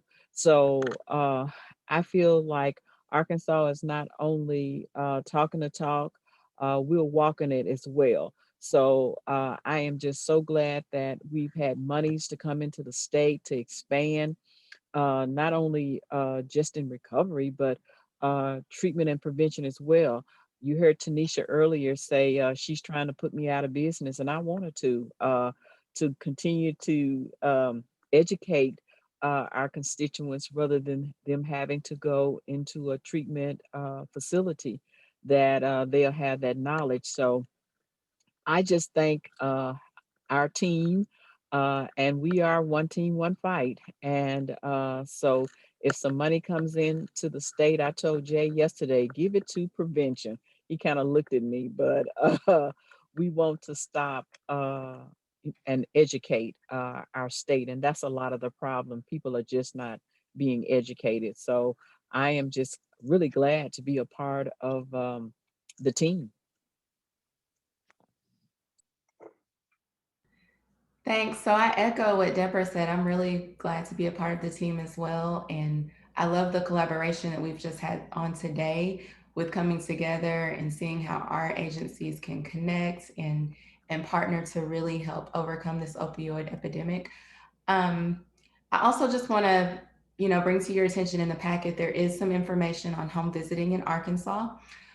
The Arkansas Home Visiting Network is a great resource for parents with children birth to 5, along with talking about peer mentoring with parents. Home visitors are also able to provide some support to parents, and they have young children. And so having that piece of support when you have really small children makes a difference, along with Head Start, early Head Start, and all the things that you all are doing. So I really appreciate the opportunity to, facilitate the question and answers and helping be a part of this. I'm going to turn it over to Ivory Daniels. Good morning, everyone. Can you hear me? Maybe? Yes, we can hear you.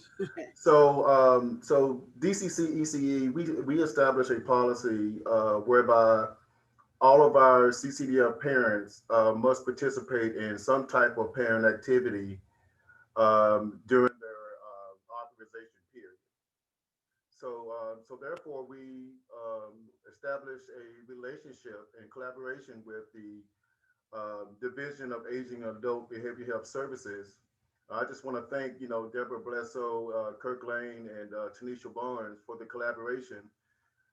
In that collaboration, we established an online opioid training for our CCDF families and providers. I noticed that there were a lot of providers who actually participated in that program. So the contractors built the website. We had several meetings going back and forth, on what is the content of the opioid training.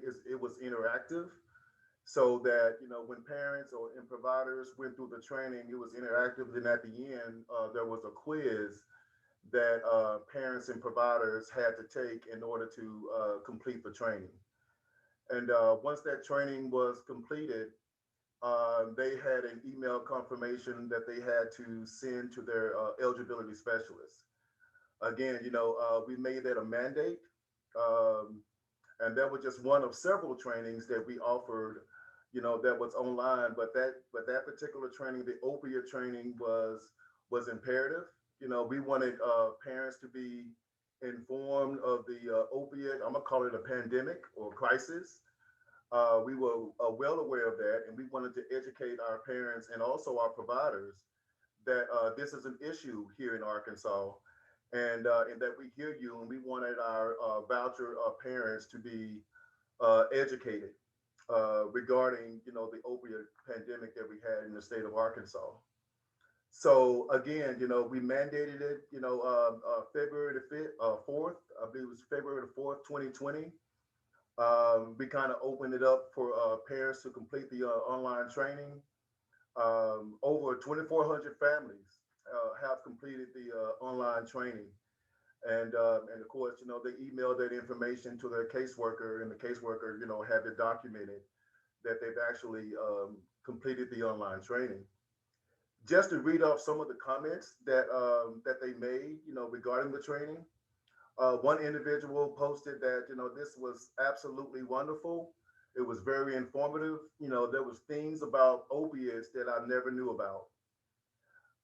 Another individual wrote that, it was an excellent webinar. The content truly saved my life. So a person had a very personal experience with opiates, and they said that this training actually saved my life. One individual wrote, it was very informative, and I love that you all are requiring any participant who participated in the voucher program to take this. I will also recommend that this type of assistance is kind of spread through SNAP, daycare vouchers, and school assistance. So they want everybody, to participate in this particular training, and which is a great training. And I thought that UNA Mid-South and Tanisha and Deborah's entire team did a phenomenal job of putting the training together. So, and another individual wrote that, it's excellent information and content. And they even went on a step further and said they plan on showing this to their teachers, in their classrooms, and educating their teachers regarding the opioid pandemic. So I believe the collaboration, between DBHS and DHS was a success. And based on the reviews, I feel very confident that a lot of our voucher parents, thoroughly trained and have a knowledge of what's going on with the opioid pandemic. So that's basically all I have as it relates to the parent training. Jackie, was there anything else, or is there at this time I'll entertain any questions? Yes, Ivory, could you tell us a little bit more about the content? What are some of the things that was covered during the training? You have just basic information, and maybe Tanisha and Deborah can jump on and kind of chime in. Basic information about opiates, what types of drugs, I think that Kirk may have mentioned something about fentanyl or whatever, knowing exactly what that means. And of course, they at the end of each segment, they had to answer questions. So to give a little bit of more content, thank you, Ivory. That was a great synopsis. That's pretty much what it is to sum it up. What we did is took the training, Eula Mid-South, along with Eula Mid-South, Team Euler, and DA, BHS, and DCC, ECE. We sat down and we looked at the training, and we wanted to make the training a little different. We wanted to target the parents and target that if they wanted to show it to possibly to their children or their whoever it was, we wanted to make it interactive. So what you see on the training is basically, what is an opioid? It breaks it out. What does that look like in your home? It takes it to the point of, it may be in your house, it may be in your actual cabinets. It breaks it down step by step, telling you what is an opioid, what does that look like. It tells them just simply at an actual childcare standpoint of what to look for.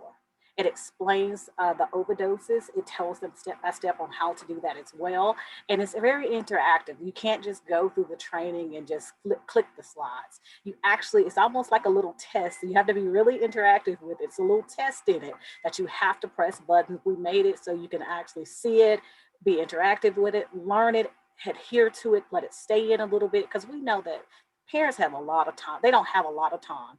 They're trying to take care of their little ones. So we try to make sure, we even tested it out ourselves to make sure that it was make sure that that training was very, very efficient, and it was more, had the knowledge that they needed. And so that's why we was asking that we got a pilot with childcare so they can tell us what their thoughts were.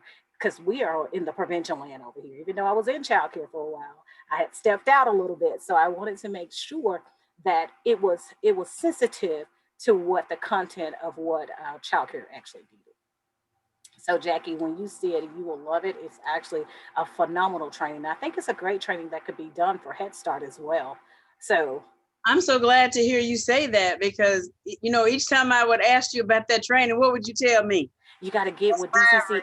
You got to get with Ivory, DCC, ECE, Division of Child Care, because I don't want to step on anyone's toes, because we work with them, and then it was really with Tonya Williams that you guys decided. I figured that you guys could work well together, and we're one big happy family, and we're more than welcome to utilize that training on our side. We just wanted you guys to get with DCC, ECE. Okay, so how would we utilize that for Head Start and other early childhood programs? That would be with Tonya Williams and Ivory Daniels. I think they had it on. It's on the website right now. I think it's through tips. So anybody can access it right now, Jackie, and you can actually pull reports from it. Oh, that's good. So okay. I forget the name of the individual from UAMS, but she sends me weekly reports even now, so I know exactly how many people have completed the training. So could you send us a link or, Okay. I would be happy to. Thank you. And I think that DBHS is also in the process of creating other additional trainings because what we wanted to do is, not only do the opioid training, but we want to do other trainings that benefit our families and our families in the state of Arkansas. So I know they were doing an infant and toddler one. Or at least we had conversations about it. It's there already. I'm sorry? It's already submitted on your website. See, that's what I'm talking about. I know we had a lot of conversations about that. So we wanted to make sure that our families, since it is a requirement, a DHS requirement, it's also in our state plan that, the families have to complete at least one family activity during the 1 year authorization period. And we want to make sure that we had a lot of opportunities, online opportunities for families across the state of Arkansas. So I'll send you that link and information, and just let me know if you have any questions. Okay. And the young lady name is Michelle. I think it's True. I don't know how to pronounce her last name. Trulsrud. Charleston. That's it. That's it. And she's phenomenal. I spoke with her this morning actually. And just so you know, that training is in English and in Spanish. Oh, nice. Okay. Great. Okay. Any other questions for Ivory? Great job, Ivory. Thank you. You guys think of something later, just you know how to contact him, or if you do not, just reach out to me and I'll make sure he gets the message. Okay, we'll continue on with the agenda.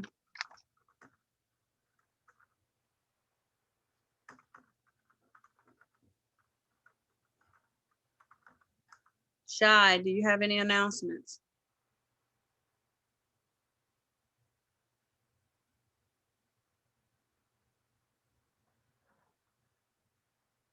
Is it unmuted? Okay, I'm sorry, this computer is so slow. Oh, okay, there you are. I hit mute twice and it unmutes me again. Okay, now I'm waiting for my video to pop up. I just clicked it. At this time, I do not have any announcements. So if you guys have anything that I can include in my announcements, perhaps later on during today's summit, then I'll be more than happy to.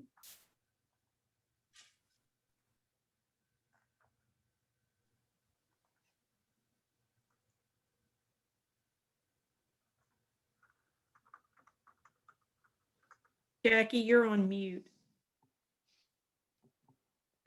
Okay, the ones that have already been mentioned during this summit is April 24th, National Take Back Day. And then how to save AR students. Yeah, save our, okay, I put children, save our students, April 19th at 10 a.m. at the state capitol, steps of the Capitol. And then what was it with the Peace Around Recovery?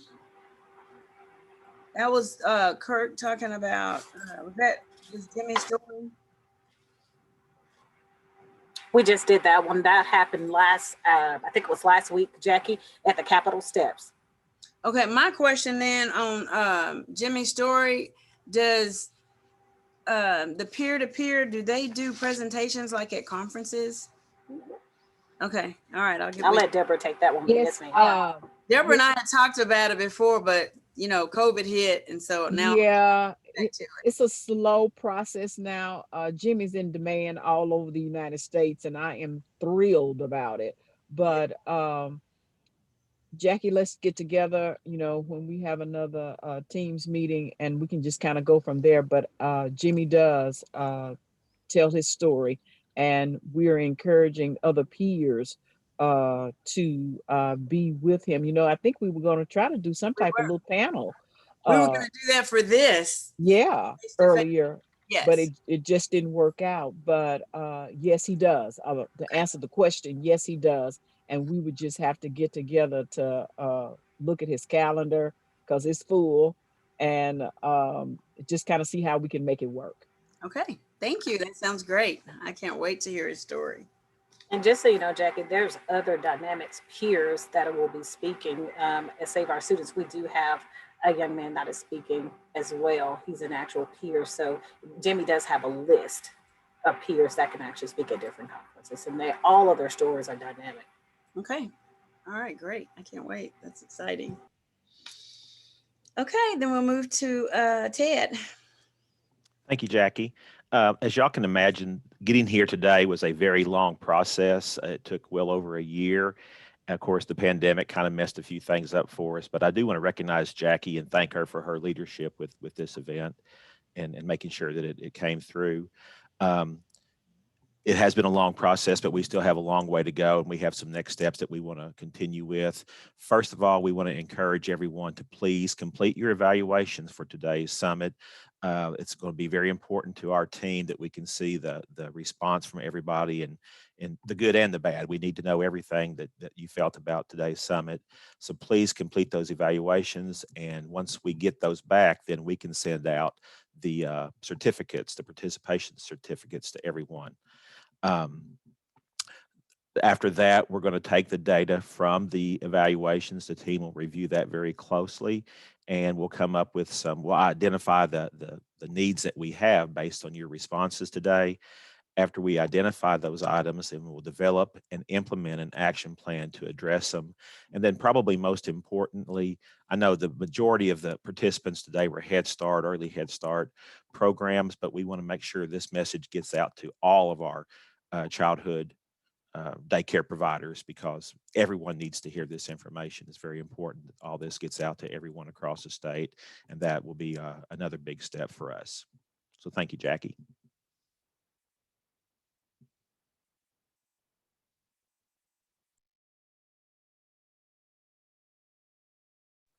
Jackie, you're on mute again.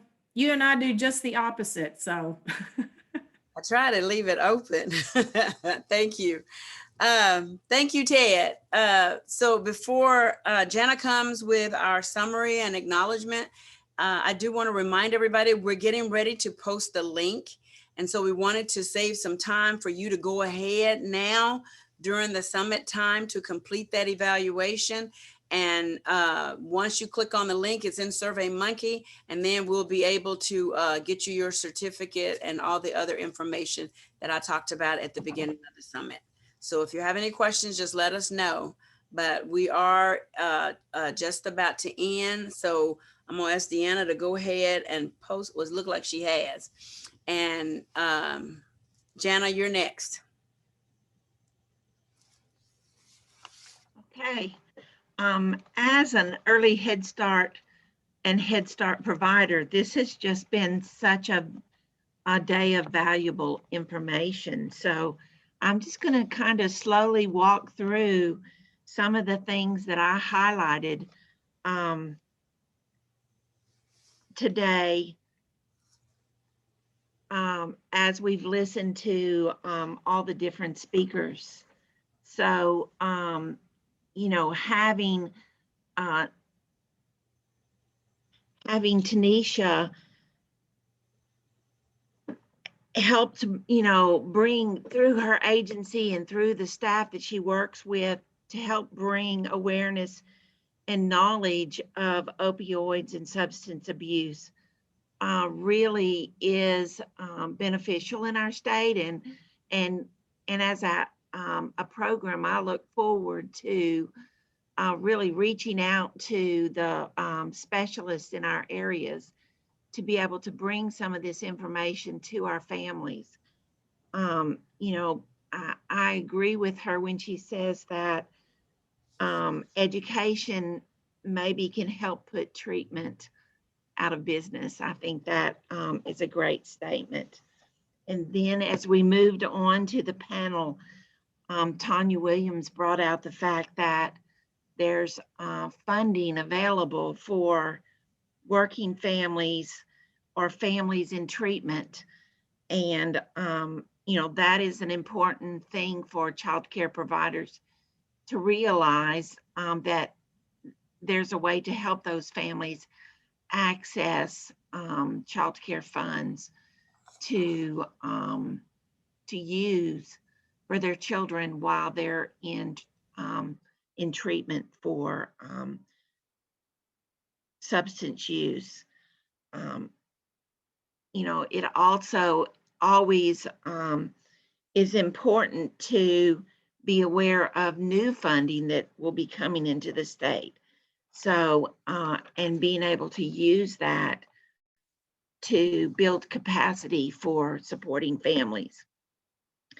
So we appreciate that information from you, Tanya. And then the slides and the information that Jamie brought to us on the drug prescription program it was especially interesting to me as a Head Start provider in 2 of the counties that show up as some of the highest in the state. So that tells me that our program has a lot of work to do to help our families become more aware of the opioid and substance abuse information that's available to them to help bring those counties down in the statistics. So, some of the highlights were the data from 2015 to 2020, even though it's gone down from 117.7% to 86.3%, it's still twice the national average. That's concerning. And we want to continue to see those statistics go down. It also was interesting to see what those top 5 drugs were that are being used. I think we probably already knew that a lot of patients go from prescriber to prescriber and or different pharmacies to be able to obtain these drugs. But again, it's good to know that the state is gathering that data in an effort to develop programs that keep that from happening with the prescribers. Some of the preventative information that was brought out is the Dose of Reality program.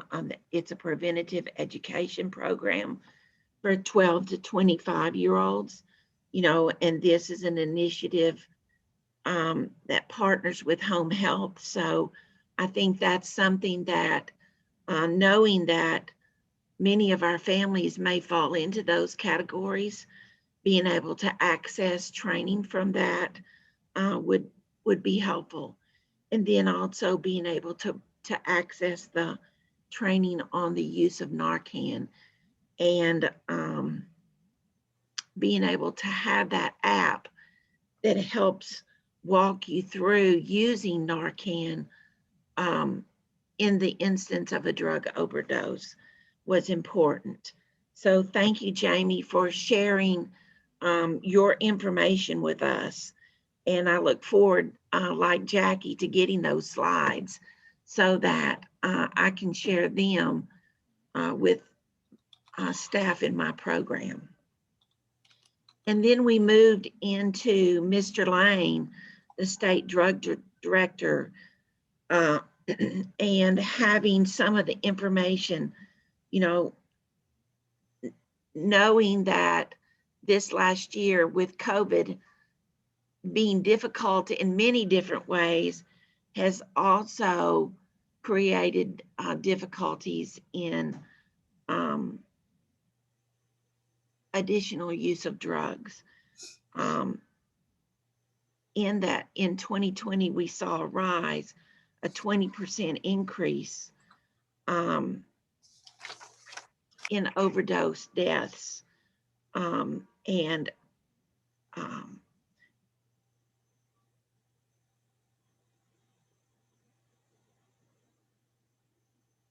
of about 12%. So, that is, again, a concerning statistic.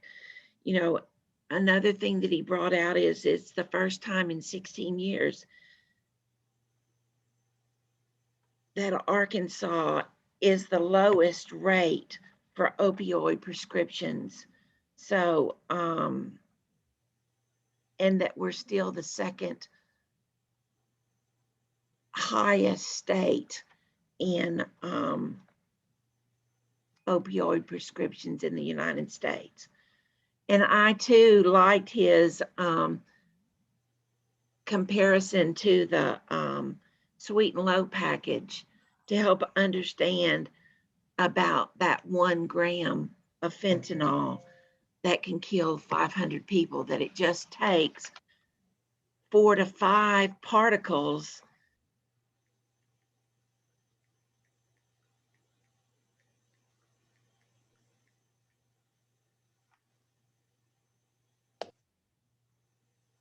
Jana, you disappeared. So my computer sometimes has a mind of its own and mutes me. So having that sweet and low packet really stands out. And knowing that just the 4 or 5 particles of that gram of fentanyl can make you high, but add 2 or 3 more particles and it can kill you. So, that is something that, again, we can use when we train families to help them understand how very dangerous that is in drug and alcohol abuse, because it could be added to any type of drug or any type of alcohol. That's a scary thought.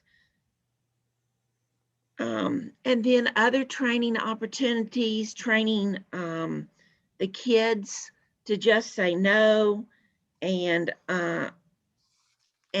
understanding that the age range for the most deaths in Arkansas is between 25 and 50, which is parenting age, and helping children to understand the impact of drug abuse and using them as a way to encourage and influence their parents to stay away from drugs. We've seen that happen with other impacts, using it with children to influence their parents. So, I think that that's an area that we can investigate more in using in the state. So, having that. And then having more specialized services for pregnant women. I think that also, and for women in Arkansas, is also another area that I'm really interested in seeing grow through Arkansas Connect. So I think that that's something that we want to continue to see occur. I'm really interested in getting the app, the Narcansaw app on my phone, so that I can share that with staff and families in our child care programs, because you never know, almost every family in Head Start is impacted by drugs. So having that training would benefit our families and our staff. So I think that is also a good opportunity for child care providers to have in Arkansas. And then going back to that biggest hurdle being the stigma, I think the more training we provide through the arena of child care, especially since in Head Start, especially, we focus on the social and emotional wellness of not only our children, but also our family. I think this can be an area where we can work with our families to help them understand that it is a disease, and with help and treatment, they can overcome drug use. So, helping to destigmatize this disease can go a long way to helping our families. And then I also want to bring up two of the events that are going to be occurring within the next couple of weeks in our state. The April 19th Save Our Student National Rally on the Capitol steps at 10 a.m. And then also the April 24th, the National Take Back Day. And knowing that those take back boxes are available in all of our counties, I've actually had the opportunity to use that personally in the past after my parents passed away, both times because they were on a variety of drugs to maintain their health at end of life. We were able to give those drugs back as a family. So, you know, that's also an important piece to share with families is how to turn those drugs back in when they're no longer needed, rather than take a chance on them getting on the streets. So that's important. So Jackie, I know that our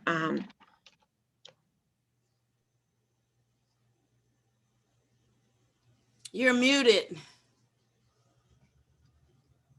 all of our programs will be interested in the training that Ivory Daniels shared, and I look forward to working with our parent trainer in our program to make sure that our families have this information and can begin immediately to access this training that's available now on the website. So we will, you know, that's one of the next steps that we'll be able to provide to all child care programs. And Ted shared with you that it's been a privilege to provide as a team to provide this training opportunity to today, but we still have a lot of work to do as a team to continue to identify needs and develop and implement ways to provide this information across the state to all child care professionals so that we can get this out to as many families as we possibly can over the next year. So Jackie, thank you for this opportunity to be part of this training today. You are so welcome. I want to thank everybody, and I'm telling you, Team Arkansas, the Advisory Council, you guys are awesome. This has just been amazing, and I appreciate each and every one of you. The participants, thank you so much for your questions and everything. I do want to call your attention to the agenda. We also have some national online resources as well as Arkansas online resources that centered around opioid and substance use. So please take advantage of those. We sent you an online copy of the agenda, so you should be able to just click on those and pull some of those resources. So like everybody has said, it does not just stop here. This is just the beginning. I want to personally thank each one of our speakers, you know, for the information that's shared today. And hopefully, as we continue to work on what needs to be done in Arkansas, please use us as an advocate to help to change those numbers, to get those statistics even lower. And then, of course, to move Arkansas from number 2 down a little bit further. But we can all do this together. So again, Deanna is posting in the chat box the link to the evaluation. We've already received about half of the people that's on. We're going to remain on here so that you can go ahead and just click on the link. And even the advisory members, I'd like for you to do an evaluation also. And so we're just gonna remain on the Zoom until, you know, everyone finishes up. And then that'll help us to get started with those certificates right away to get out to each and every one of you. Are there any other questions pertaining to anything that we've covered today? Okay, thank you guys so much. Stay safe, and hopefully we'll get to have meetings face to face real soon. I certainly hope so. Thank you, Jackie. Thank you guys. Thanks, Jackie. You're welcome. Thank you. Jackie, Thanks. I had asked a question in the chat box. Did we miss it? Oh, you're muted.